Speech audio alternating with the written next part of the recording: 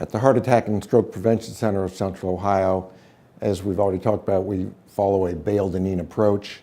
What's really exciting about this approach to prevention of heart attacks and strokes is that Doctors Bale and Doneen have been perfecting this approach for the past 18 years. They keep updating their approach with the most recent research, and those of us who follow the BaleDoneen approach have a meeting with Doctors Bale and Doneen every month going over the latest and most pertinent research. And those of us who follow the BaleDoneen approach have a meeting with Dr. Bale and Doneen every month so we can be updated on the most current and most pertinent research pertaining to prevention of heart attacks and strokes.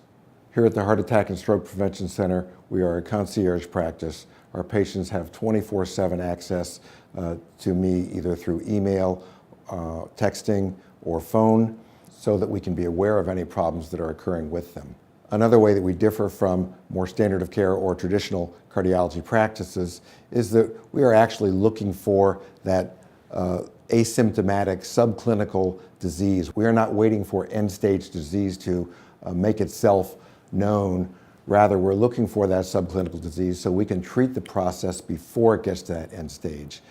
Most cardiologists are going to be looking for disease by doing a stress test or a heart catheterization.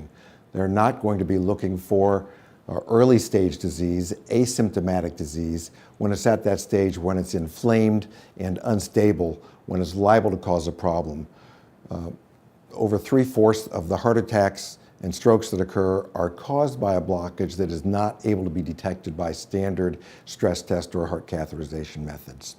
So as Dr. Amy Doneen likes to say, following a BaleDoneen approach, we assume that you are guilty of having atherosclerosis until we can prove that you're innocent, unlike our legal system. And what we mean by that is that we're looking in various arterial beds to see if there's evidence of atherosclerosis. We will do a CIMT or a carotid scan to look at the structure of the carotid artery to see if there's evidence of early atherosclerotic plaque in the artery there. If we don't find it there, we're going to do a coronary artery calcium score, looking for evidence of plaque in the coronary arteries. If we don't find any problem there, we'll look at the femoral arteries in the legs, we'll look at the abdominal aorta. We'll keep looking until we've looked everywhere that's easily accessible and proven that you do not have disease. And once we've proven you do not have disease, you are innocent of atherosclerosis. But we can't just assume that because we don't find it one place, it's not another, even though it's usually a very generalized process. Most cardiologists and most family practice doctors, if you go ask them, do I have risk for developing a heart attack or a stroke, are going to take a risk factor analysis approach. They're going to look at what underlying risk factors you have: high blood pressure, diabetes, cholesterol, cigarette smoking, family history, to see if you have a higher risk than the general population for developing atherosclerosis. So that's not looking at you as an individual. It's looking at you as the mean of a large population, of a study of 5,000 or 10,000 people. On the other hand, following a BaleDoneen approach, we are going to treat you as an individual. What we want to know is, do you have disease? We want to know what your genetics are so that we can treat you with the appropriate medications to settle that disease process down. We want to know what your genetics are so that we can prescribe for you the proper lifestyle modifications in order to get that whole inflammatory process to cool off and your arteries to heal. And how do they heal? Your arteries heal by taking a soft, inflamed blockage that's subclinical and turning it into a hard, calcified blockage. It may not get smaller. It may still be there. It may be there the rest of your life.